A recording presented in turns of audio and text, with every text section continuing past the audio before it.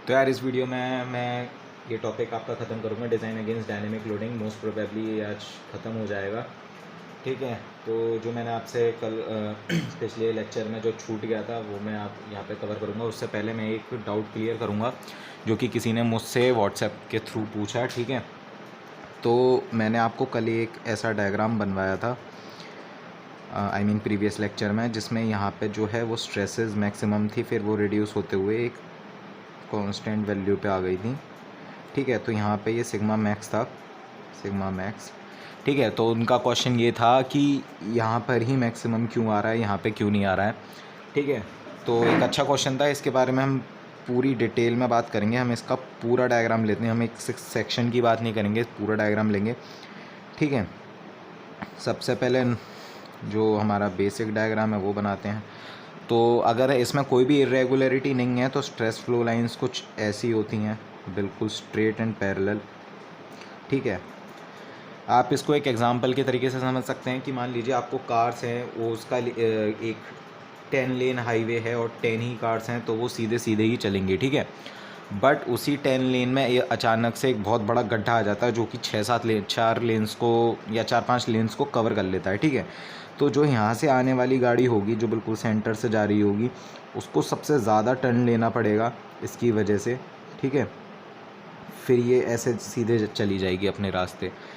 दूसरी वाली जो आ रही होगी उसे शायद थोड़ा सा कम लेना पड़ेगा, उसकी वाली को उससे भी कम।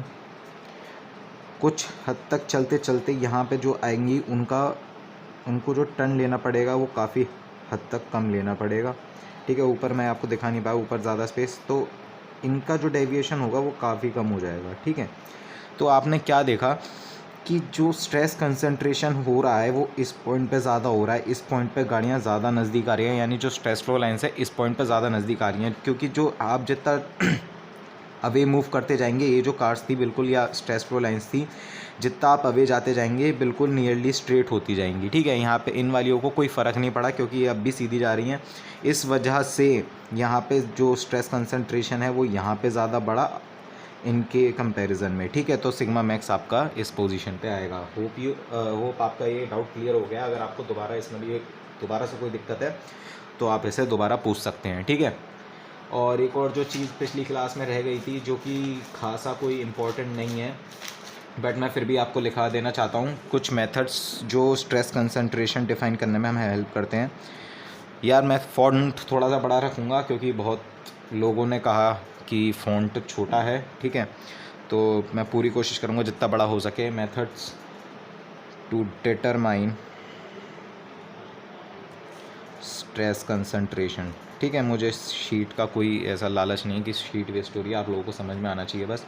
सबसे पहला होता है फ़ोटो इलास्टिक, ठीक है, photo elastic method, photo elastic technique भी बोल सकते हैं। दूसरा होता है ब्रिटल कोटिंग। इनके बारे में आपको पढ़ना नहीं है कैसे काम करता है या क्या, बट एक आध बार पीएसयू में पूछा जा चुका है इसमें से एक आध सवाल जो कि सिर्फ नेम पे आया था, ठीक है। तो वो चारों नेम मैं आपको कवर करा दे रहा हूँ। एक है हमारा स्ट्रेन गेज, ठीक है, स्ट्रेन गेज, और फोर्थ हमारा ग्रिड मेथड, ठीक है। ये चार जो हैं वो कम पूछे जाते हैं, ठीक है। आपका अगर आपको डिफ़ाइन करना हो, अगर आपको सबसे फाइंड करना हो तो आपके लिए बेस्ट मेथड होता है फाइनाइट एलिमेंट का, ठीक है। अगर फाइनाइट एलिमेंट अगर आपको ऑप्शन में है तो फाइनाइट एलिमेंट तक जाइएगा। वैसे इतना कोई करेगा नहीं कि आपको बेटर ऑप्शन चूज़ करने के लिए दे वो। अगर फाइनाइट एलिमेंट होगा तो इन चारों में से वहाँ पे कोई नहीं होगा, बट फिर भी finite element is considered the better method, ठीक है। तो इसके आगे चलते हैं हम। तो यार अब हम बात करते हैं फैक्टर्स अफेक्टिंग एंड्योरेंस लिमिट की, ठीक है। तो जैसे कि मैं आपको बता चुका हूँ, एंड्योरेंस लिमिट जो होता है वो काफ़ी फैक्टर से इफेक्ट होता है, ठीक है।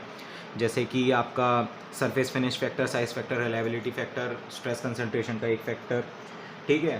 तो जो एंड्योरेंस लिमिट है हमारी वो मटेरियल पे बहुत ही ज़्यादा डिपेंड करती है, ठीक है। उसके शेप एंड साइज़ पर बहुत ज़्यादा डिपेंड करती है, ठीक है। तो हम उसके फैक्टर्स पढ़ेंगे। तो सबसे पहला जो हमारा आता है यहाँ पे मैंने लिख दिया है, आपको जल्दी टॉपिक कवर कराने के लिए sigma E is equals to sigma E dash, आपको ये सब कॉपी में उतारना है अपनी, के ए के बी के सी के डी इंटू लोड फैक्टर, ठीक है। ऐसी मैंने ये वाला टर्म भी लिख दिया ताकि आपको कन्फ्यूजन ना हो। ऐसी इक्वल्स टू ऐसी डैश के ए के बी के सी के डी इंटू लोड फैक्टर। तो बात करते हैं ये के ए के बी के सी के डी, इन चारों की हम पहले बात करेंगे, उसके बाद हम बात करेंगे कि लोड फैक्टर क्या होता है, ठीक है। तो बात करते हैं कि के ए, ठीक है। तो के ए सरफेस फिनिश फैक्टर कहते हैं, याद होगा आपको, मैंने सर आर मूरे टेस्ट में आपसे एक बात कही थी कि आप एक चीज़ अभी ध्यान में रख लीजिए कि जो भी उनने स्पेसिमेन लिया था उसकी सरफेस फिनिश काफ़ी ज़्यादा अच्छी थी, ठीक है। ऐसा मैंने क्यों कहा था वो आपको अब समझ में आ रहा होगा, क्योंकि जितनी अच्छी सरफेस फिनिश होती है किसी स्पेसिमेन की तो उसका एंड्योरेंस स्ट्रेंथ जो होता है वो इंक्रीज़ करता है। जितनी अच्छी सरफेस फिनिश होगी उतनी इरेगुलरिटीज़ उसमें कम होंगी, ठीक है। उसके सरफेस पे एटलीस्ट इरेगुलरिटीज़ काफ़ी कम होंगी, इस वजह से उसकी एंड्योरेंस स्ट्रेंथ बढ़ेगी। मैं आपको बता चुका हूँ जितनी ज़्यादा इरेगुलरिटीज़ आएंगी, बीच में होल्स आ गए तो स्ट्रेस कंसंट्रेशन बढ़ जाता है, इस चक्कर में उसकी एंड्योरेंस लिमिट घट जाती है, ठीक है। तो सबसे पहला होगा हमारा के ए यानी सरफेस फिनिश फैक्टर, ठीक है। तो यहाँ पे गुड सरफेस फिनिश है आपका तो एंड्योरेंस स्ट्रेंथ बढ़ेगा, बैड सरफेस फिनिश है तो एंड्योरेंस स्ट्रेंथ घटेगा। उसके बाद हम बात करते हैं साइज़ फैक्टर की, ठीक है।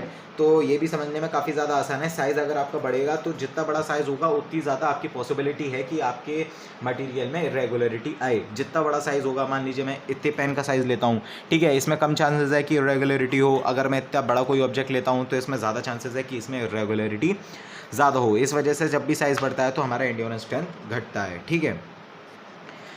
फिर बात करते हैं हम रिलायबिलिटी फैक्टर की। ये सबसे ज़्यादा कंफ्यूजिंग है कि रिलायबिलिटी अगर बढ़ रही है, आप खुद ही सोचिए, अगर कोई चीज़ ज़्यादा रिलायबल है, रिलायबल का मतलब होता है भरोसे वाली चीज़, अगर कोई किसी चीज़ की रिलायबिलिटी बढ़ रही है तो इसकी एंड्योरेंस स्ट्रेंथ घटनी क्यों चाहिए।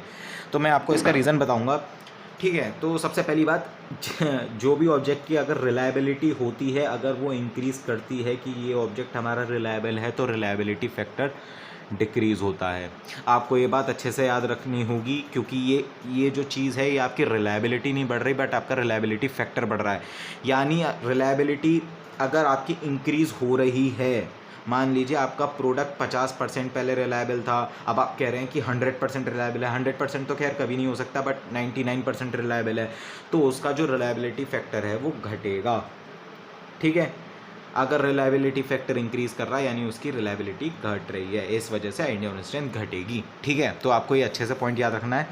उसके अलावा हम बात करते हैं अकॉर्डिंग टू स्ट्रेस कंसंट्रेशन। इसको हम के डी कुछ भी बोल दें, ठीक है। आपको ये बस ये 4 फैक्टर याद रखने हैं अकॉर्डिंग टू स्ट्रेस कंसंट्रेशन। आपको एक फटीग स्ट्रेस कंसंट्रेशन फैक्टर बताया था मैंने, जितना ये बढ़ेगा उतना के डी घटेगा, ठीक है। के डी घटेगा तो वो एंड्योरेंस लिमिट को घटाएगा। फटीग स्ट्रेस कंसंट्रेशन फैक्टर क्या बोल रहा था कि अगर ये इक्वल होते, अगर के एफ में अगर रख देता तो उसके बढ़ने के साथ एंड्योरेंस स्ट्रेंथ बढ़ जाती, बट उसके बढ़ने के साथ एंड्योरेंस स्ट्रेंथ घटनी चाहिए, ठीक है। तो इसका हमने रेसिप्रोकल ले लिया और उसको हमने नया नाम दे दिया के डी का, ठीक है। तो ये 4 फैक्टर आपको ध्यान में रखने हैं।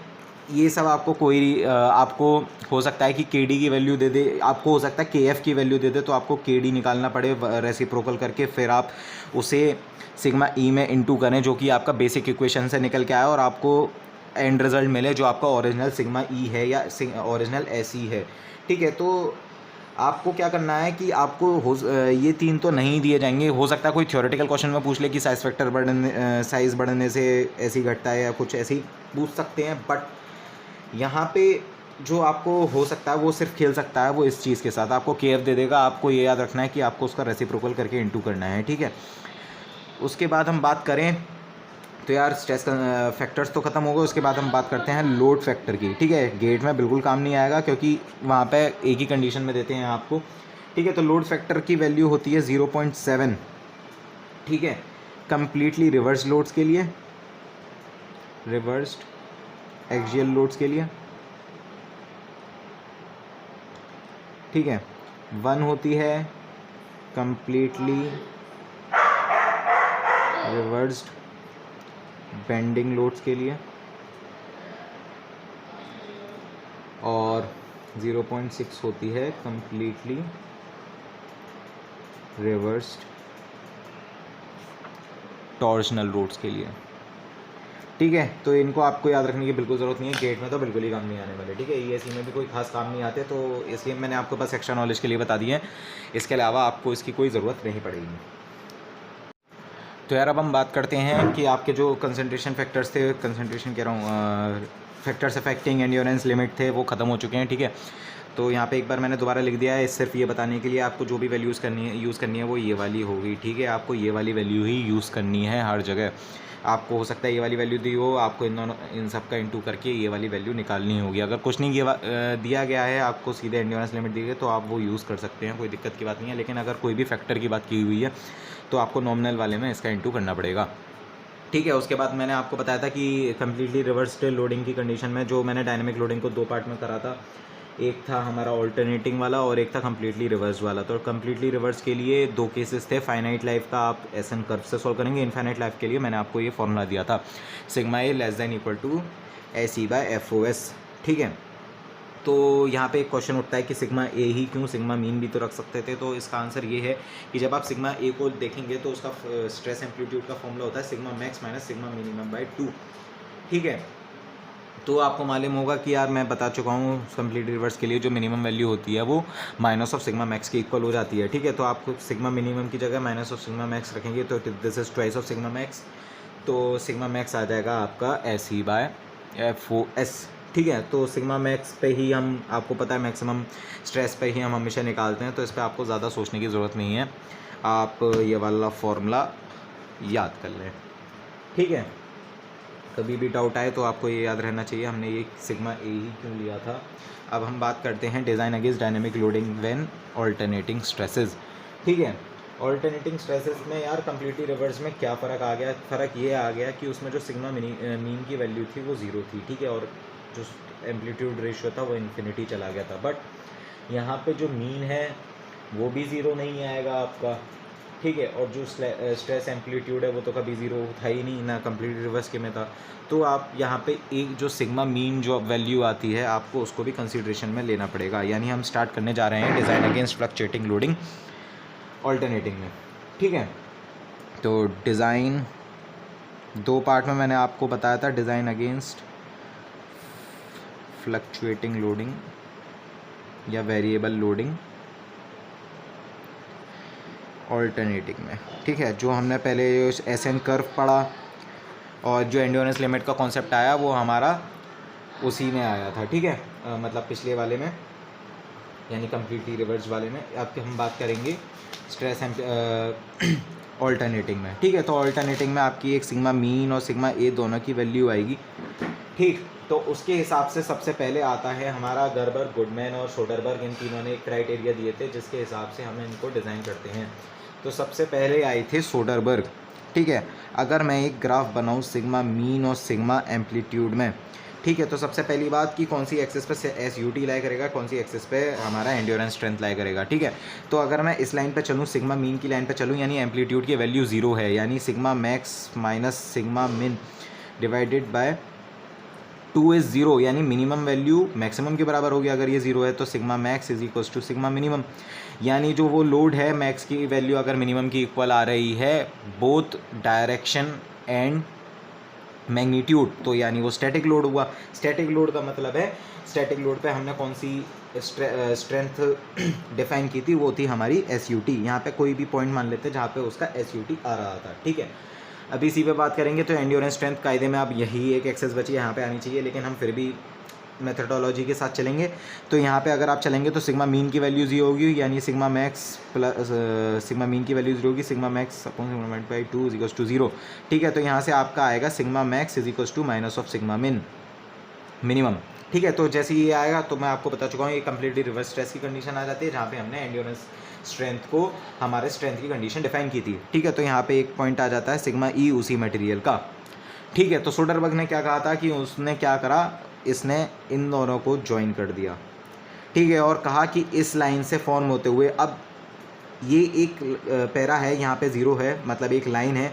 ठीक है, यहाँ पे SU2 से कम वैल्यू है, यहाँ पे सिग्मा ई से कम वैल्यूज़ हैं। ठीक है, तो यहाँ पे ये जो हर पॉइंट होगा वो कोई x, y कोऑर्डिनेट को दर्शाएगा। ठीक है, जिसमें x जो होगा वो सिग्मा मीन की वैल्यू होगी, y जो होगा वो सिग्मा ए की वैल्यू होगी। ठीक है, तो उसने कहा कि जो पॉइंट या जो कॉम्बिनेशन, यानी सिग्मा मैक्स आपके पास है किसी साइकिल का, सिग्मा मिनिमम उस साइकिल का है, आप उससे सिग्मा ए निकालेंगे, सिग्मा मीन निकालेंगे। ठीक है, और जो जो कॉम्बिनेशन इनका इसके लाइन के अंडर होगा वो सोडरबर्ग के हिसाब से सेफ डिज़ाइन था इन ऑल्टरनेटिंग स्ट्रेसेस। ठीक है, अब हम बात करते हैं हमारे अगले वाले की, जिसका नाम है गुडमैन। ठीक है, तो गुडमैन ने क्या कहा, गुडमैन ने बस कुछ नहीं किया, गुडमैन ने इसको sigma, sorry this is sigma Y T, गलती हो गई मुझसे थोड़ी सी, यहाँ पे सिग्मा वाई टी होगा। ठीक है, सबसे पहले सिग्मा वाई टी हमने जो स्ट्रेंथ की कंडीशन डिफाइन की थी, क्योंकि सिग्मा यील्ड स्ट्रेंथ। ठीक है, उसके बाद आता है एस यू टी। ठीक है, गुडमैन ने क्या करा, उसने थोड़ा सा और पॉइंट्स इंक्लूड कर लिए। उसने क्या करा, ये वाली जो लाइन है जो सिग्मा, इस पॉइंट को तो सेम ही रखा, बट ये वाली जो लाइन है वो एस वाई टी से हटा के एस यू टी पे कर दी। ठीक है, तो हम कह सकते हैं कि एस यू टी हम कब यूज़ कर रहे थे, जब हमारा ब्रिटल मटेरियल था। तो हम कह सकते हैं कि जो ब्रिटल मटेरियल के लिए गुडमैन अच्छा रहता है और डक्टाइल के लिए सोडरबर्ग। ठीक है, इसके हिसाब से देखा जाए तो सोडरबर्ग जो है, मान लीजिए ये वाले जो पॉइंट्स थे और ये वाले जो पॉइंट्स हैं, देखा जाए तो गुडमैन ने थोड़े एक्स्ट्रा पॉइंट्स इंक्लूड किए थे, जो कि हो सकता है डक्टाइल मटेरियल के लिए खतरनाक हो, और हो सकता है ब्रिटल मटेरियल के लिए वो सेफ़ हैं, बट हो सकता है कि वो खतरनाक हो। लेकिन जो जो गुडमैन में इंक्लूड हो रहे थे वो भी सोडरबर्ग में इंक्लूड हो रहे हैं। ठीक है, तो हम कह सकते हैं कि जो सोडरबर्ग का डिज़ाइन था वो अगर हम चाहें तो ब्रिटल मटेरियल के लिए भी यूज़ कर सकते हैं। ठीक है, गुडमैन वैसे ब्रिटल के लिए ज़्यादा अच्छा रहेगा, क्योंकि ये एस यू टी तक बात कर रहा है, एस वाई टी के लिए डक्टाइल। लेकिन अगर हम कहें तो सोडरबर्ग ज़्यादा सेफ़ है even for brittle material also, क्योंकि वो एक्स्ट्रा पॉइंट्स इंक्लूड नहीं कर रहा है। ठीक है, वो वैल्यू को ज़्यादा आगे ले जाना ही नहीं चाह रहा। इसके बाद हम बात करते हैं गर्बर की। ठीक है, इन दोनों को मैं अलग डायग्राम से बना ले रहा हूँ, आप ये वाली लाइन इसमें मत बनाइएगा, जस्ट फॉर एक्सप्लेनेशन। जो ये हमारी सोडरबर्ग है, सोडरबर्ग का क्राइटेरिया, इसमें आपको ज़्यादा कुछ लिखने की ज़रूरत है नहीं। ठीक है, और ये हमारा sigma mean, sigma A, sigma E, S U T. ठीक है, तो ये हमारा गुडमैन का क्राइटेरिया है। ठीक है, इसमें एक और चीज़ आती है मॉडिफाइड गुडमैन, जो कि मैं आपको गर्बर के बाद में पढ़ाऊँगा। ठीक है, क्यों, उसका रीज़न के साथ क्यों ऐसा हुआ। ठीक है, उसके अब हम पहले बात करते हैं गर्बर की, बात कर लेते हैं। ठीक है, तो गर्बर ने क्या करा था, गर्बर ने और ऊपर से खेल गया था वो। ठीक है, गर्बर ने क्या करा, गर्बर ने सिग्मा ई और एस यू टी को ही जोड़ा, बट उसने क्या करा, इन दोनों के बीच एक स्ट्रेट लाइन ना बना के एक एलिप्स बना दिया। ठीक है, और उसने कहा कि इन दोनों के इन एलिप्स के अंदर जो जो पॉइंट आएगा वो हमारा सेफ पॉइंट है। ठीक है, इसने गर्बर ने पूरा ही मतलब एंड पॉइंट तक ले गया। तो आप कह सकते हैं कि अगर एस वाई टी यहाँ बिलोंग कर रहा है तो एस वाई टी के कहीं ज़्यादा बाहर की वैल्यूज़ भी इसमें इंक्लूड हो रही हैं। अगर मैं तीनों डायग्राम एक ही में बनाना चाहूँ, गर्बर का ये बना लीजिए पहले, उसके बाद एक ट्रिपल पूरा बनाते हैं। ठीक है, तो वो कुछ ऐसा था सोडरबर्ग का, गुडमैन का कुछ ऐसा था। गर्बर ने क्या करा कि कुछ और एक्स्ट्रा पॉइंट्स इंक्लूड कर लिए। तो आप कह सकते हैं डक्टाइल के लिए बहुत ही ज़्यादा डेंजरस है, ब्रिटल के लिए हम इसे लगा सकते हैं, बट ब्रिटल के लिए भी कुछ कंडीशंस में अनसेफ हो जाएगा, क्योंकि इसने कुछ एक्स्ट्रा पॉइंट्स भी ले लिए थे। ठीक है, तो चलिए मैं आपको डायग्राम एक्सप्लेन कर चुका हूँ, अब थोड़े न्यूमेरिकल पार्ट की तरफ आते हैं, यानी इनके फार्मूलाज की तरफ आते हैं कि आप इनमें कुछ आएगा तो आप फार्मूला कैसे लगाएंगे। तो सबसे पहले सोडरबर्ग की बात करते हैं कि अगर आपको ये याद रह गया कि किसने क्या कहा था, तो आप इनके फॉर्मूले अपने आप से ही लिख सकते हैं हाथों हाथ। ठीक है, आपको कुछ नहीं लगाना, आपको एक फॉर्मूला याद होगा, X upon A plus Y upon B is equals to 1। ये आपको याद होना चाहिए अच्छे से। और ये कोऑर्डिनेट ज्योमेट्री का बहुत सिंपल चीज़ है यार, एक्स को अपनी एक्स एक्सिस के इंटरसेप्ट के साथ और वाई को अपने इंटरसेप्ट के साथ अगर आप डिवाइड करेंगे और उनका एडिशन करेंगे तो वो बनाता है, ये कोऑर्डिनेट ज्योमेट्री की चीज़ है। ठीक है, तो बस मुझे यही चीज़ यहाँ लगा देनी है। तो एक्स की बात करें तो यहाँ पे लाई कर रहा है हमारा सिग्मा मीन, और इसका इंटरसेप्ट है हमारा एस वाई टी, या सिग्मा वाई टी भी लिख सकते हैं, सिग्मा वाई टी लिख लो, sigma Y T plus sigma A divided by Y, और इसका इंटरसेप्ट है हमारा sigma E is equals to 1। ये हो गया हमारा फेलियर डिज़ाइन। ये अभी हम सोडरबर्ग की बात कर रहे हैं, आप अपने नोट्स में अच्छे से लिखिएगा, मेरे में थोड़ी भसड़ ज़्यादा हो गई। ठीक है, ये हमारा फेलियर डिज़ाइन। अगर आपको इसकी फैक्टर ऑफ सेफ्टी चाहिए तो आप, मैंने आपको कई बार बताया, फैक्टर ऑफ सेफ्टी किस में करते हैं, मैक्सिमम वाले में। यानी अगर आप सिग्मा वाई टी में एफ ओ एस का डिवाइड करते हैं और सिग्मा ई में भी आप एफ ओ एस का डिवाइड कर दें, ठीक है। तो आपका वो सेफ डिज़ाइन हो जाएगा, ठीक है। तो आपको दोनों में FOS का ही डिवाइड करना है, क्योंकि आपको दोनों में ही फैक्टर ऑफ सेफ्टी चाहिए, जब आपका फ्लक्चुएटिंग लोडिंग हो तब भी, और जब आपकी सिर्फ सिंपल टेंशन टेस्ट हो तब भी आपको फैक्टर ऑफ सेफ्टी चाहिए। तो आप इसे सेफ डिज़ाइन का फॉर्मूला आ सकता है sigma M by sigma YT plus sigma A by sigma E is equals to 1/FOS। ये आपका आया सोडरबर्ग। मैं आपको कहूँगा कि आप सेफ डिज़ाइन वाले फॉर्मूले याद रखें, ठीक है, क्योंकि अगर आपसे वो सिर्फ बिना फैक्टर ऑफ सेफ्टी दिए कह दे कि आप मैक्सिमम स्ट्रेस निकाल दीजिए जो कि ये झेल सकता है, तो आप FOS 1 रख देना यार, ठीक है। तो ये आपका सोडरबर्ग का आ गया।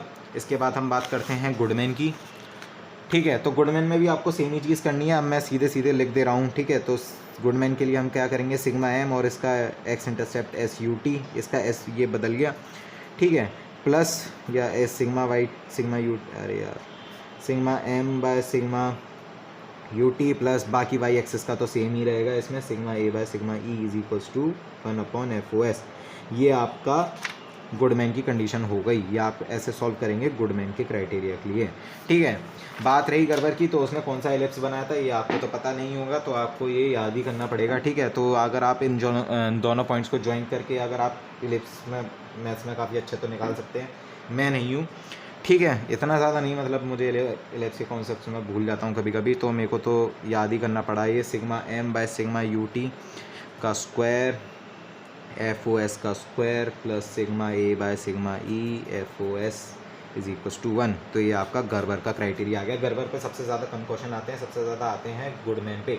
क्यों? क्योंकि उसमें एक और कॉन्सेप्ट आ जाता है मॉडिफाइड गुडमैन का, ठीक है। उससे पहले कि वीडियो ऑलरेडी काफ़ी लंबी हो चुकी है, ठीक है। तो मॉडिफाइड गुडमैन मैं आपको अगली क्लास में पढ़ाऊँगा, और उसमें आपको मैं cumulative fatigue damage Miner's rule पढ़ाऊँगा, और उसमें आपको मॉडिफाइड गुडमैन भी पढ़ाऊँगा, ठीक है। इसके बाद आपका डायनेमिक लोडिंग का पार्ट लगभग ख़त्म हो जाएगा, लगभग क्या पूरा ही ख़त्म हो जाएगा, ठीक है। तो अगली क्लास में डायनेमिक लोडिंग ख़त्म हो जाएगी आपकी। उसके बाद हम इससे रिलेटेड कुछ क्वेश्चंस करेंगे अगले ही लेक्चर में। उससे पहले अगर मैं आपको एक और चीज़ बताना चाहूँगा, एक और सिंपल सा फॉर्मूला, कि ये तो आपके टेंशन लोड्स के लिए था। अगर आपको टॉर्क प्रोवाइड कर दिया किसी क्वेश्चन में तो और उससे कह दिया कि गुडमैन वगैरह से करो, ठीक है, तो आपको घबराना नहीं है बिल्कुल भी। क्यों? क्योंकि ये जो रिलेशंस हैं वो आपको टॉर्क की कंडीशन में भी लगा सकते हैं, कि इफ़ टॉर्क इज़ एक्टिंग, ठीक है, इफ़ टॉर्क इज़ एक्टिंग, तो किसी की भी बात कर ले हम, TM बाय शेयर में आपका अपना लोड लगा लीजिएगा, ठीक है। A बाय ये सब आपको वैल्यूज़ गिवन होंगी 1/FOS। तो आप जो भी क्राइटेरिया है वो इसके लिए भी लगा सकते हैं। आपको मीन की वैल्यू दी होगी, यील्ड की वैल्यू दी होगी, एम्पलीट्यूड भी दिया होगा, और एंड्योरेंस लिमिट भी दी होगी। टॉर्क जब भी आपका एक्ट कर रहा है, यानी आपका कुछ भी शेयर आ रहा है, ठीक है, तो आपको ये चारों वैल्यूज़ गिवन होंगी। फैक्टर ऑफ सेफ्टी पूछ लेगा, ये हो सकता है फैक्टर ऑफ सेफ्टी पूछ ले, इनमें से कुछ दे दे, ठीक है। तो घबराना नहीं है कि टॉर्क आ गया, उसने बोल दिया कि क्राइटेरिया से सॉल्व करो या फैक्टर ऑफ सेफ्टी निकालो, तो आपको डरना नहीं है, आपको ये सीधे लगा देना है, ठीक है। और शेयर का जो फॉर्मूला होता है वो आपको पता ही होगा, मैं फिर भी बता दे रहा हूँ, तो D3 फॉर सिलेंडर, ठीक है, सॉलिड के लिए। तो यार आज के लिए इतना ही, ठीक है। अगली क्लास में हम छोटा सा टॉपिक कवर करेंगे मॉडिफाइड गुडमैन, जिस पे काफ़ी क्वेश्चंस भी आते हैं, ठीक है। उसके बाद हम 2-4 क्वेश्चंस प्रैक्टिस करके आगे चलेंगे। माइनर्स रूल वैसे तो सिलेबस में नहीं है, फिर भी मैं एक बार आपको EAC का सिलेबस चेक करके देखता हूँ अगली क्लास में। अगर वो EAC के में होगा तो मैं आपको पढ़ाऊँगा, नहीं तो जाने देते हैं, क्योंकि माइनर्स रूल पे क्वेश्चन सब आते नहीं हैं, ठीक है। तो अगली क्लास के लिए 2 चीज़ें रह गई, मॉडिफाइड गुडमैन और हमारे क्वेश्चंस, जो कि 2-4 मैं आपको कराऊंगा, बाकी के आपको खुद करने हैं ताकि आपको अपनी प्रैक्टिस हो जाए, ठीक है। तो थैंक यू।